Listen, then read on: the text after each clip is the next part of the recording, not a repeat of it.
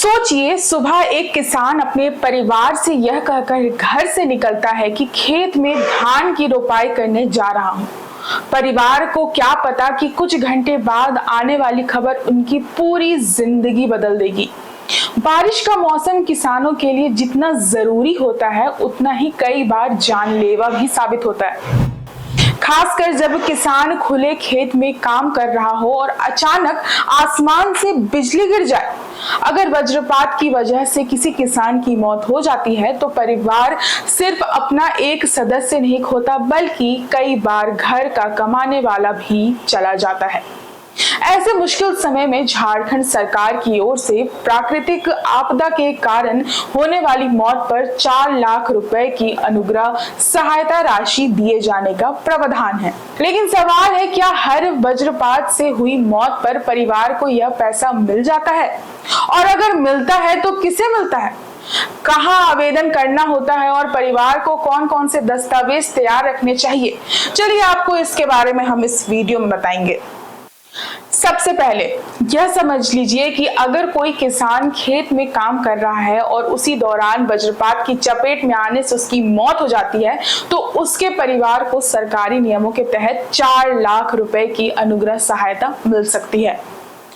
यह राशि किसी सामान्य बीमा पॉलिसी का पैसा नहीं है। यह प्राकृतिक आपदा से हुई मृत्यु के मामले में सरकार की ओर से दी जाने वाली आर्थिक सहायता है। इसलिए सिर्फ यह कहना काफी नहीं है कि मौत बारिश के दौरान हुई थी। सरकारी रिकॉर्ड और जांच में यह प्रमाणित होना जरूरी है कि मौत वास्तव में वज्रपात के कारण ही हुई थी। अब सवाल आता है कि किसान की मौत के बाद ये 4 लाख रुपए आखिर किसे मिलेंगे? अब सवाल आता है कि किसान की मौत के बाद ये 4 लाख रुपए किसके खाते में जाएंगे, यानी कि किसको मिलेंगे? इसका साफ और सरल जवाब है कि मरने वाले के वैध आश्रित या कानूनी उत्तराधिकारी यानी कि उनके वारिस को नियम अनुसार सहायता राशि दिए जाने का प्रावधान है। यानी पत्नी, बच्चे या परिवार के अन्य पात्र आश्रित मामले और नियमों के अनुसार लाभ पा सकते हैं। इसलिए ऐसी घटना के बाद परिवार के लिए सबसे जरूरी है कि वह घटना को प्रशासन के संज्ञान में लाए और मृतक से जुड़े जरूरी दस्तावेज सुरक्षित रखे। अगर खेत में काम करते समय वज्रपात से किसान की मौत हो जाती है तो परिवार को मामलों को सिर्फ एक दुर्घटना मानकर छोड़ना नहीं चाहिए। सबसे पहले स्थानीय प्रशासन, अंचल कार्यालय या संबंधित अधिकारी की घटना की सूचना दे। इसके बाद घटना का सत्यापन और जरूरी जांच की प्रतिक्रिया होती है। अगर जांच में मौत का कारण वज्रपात साबित हो जाता है तो सरकारी सहायता देने की प्रक्रिया आगे बढ़ सकती है। ऐसे मामलों में परिवार से आमतौर पर मृतक का मृत्यु प्रमाण पत्र, पोस्टमार्टम रिपोर्ट, पहचान से जुड़े दस्तावेज, बैंक खाते की जानकारी और मृतक से संबंध या आश्रित होने का प्रमाण मांगा जा सकता है। हालांकि दस्तावेजों की सटीक जरूरत मामले और स्थानीय प्रशासन की प्रक्रिया के अनुसार अलग हो सकती है।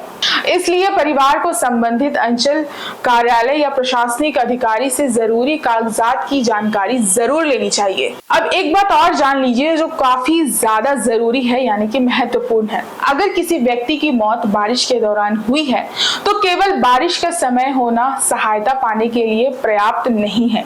यह प्रमाणित होना जरूरी है कि मौत वज्रपात यानी आकाशीय बिजली गिरने की वजह से ही हुई है। इसलिए घटना के तुरंत बाद प्रशासन को सूचना देना बेहद जरूरी है। इससे घटना सरकारी रिकॉर्ड में दर्ज होती है और आगे की जांच और सहायता की प्रक्रिया शुरू हो सकती है। इसके साथ घर की आमदनी रुक सकती है, खेत की जिम्मेदारी दूसरे सदस्य पर आ सकती है, बच्चों की पढ़ाई प्रभावित हो सकती है और रोजमर्रा के खर्च का दबाव बढ़ सकता है। खासकर छोटे और सीमांत किसान परिवारों में, जहां घर की आर्थिक जिम्मेदारी 1 या 2 लोगों पर ही टिकी होती है, वहां कमाने वाले सदस्य की मौत के बाद परिवार के सामने बड़ा संकट खड़ा हो सकता है।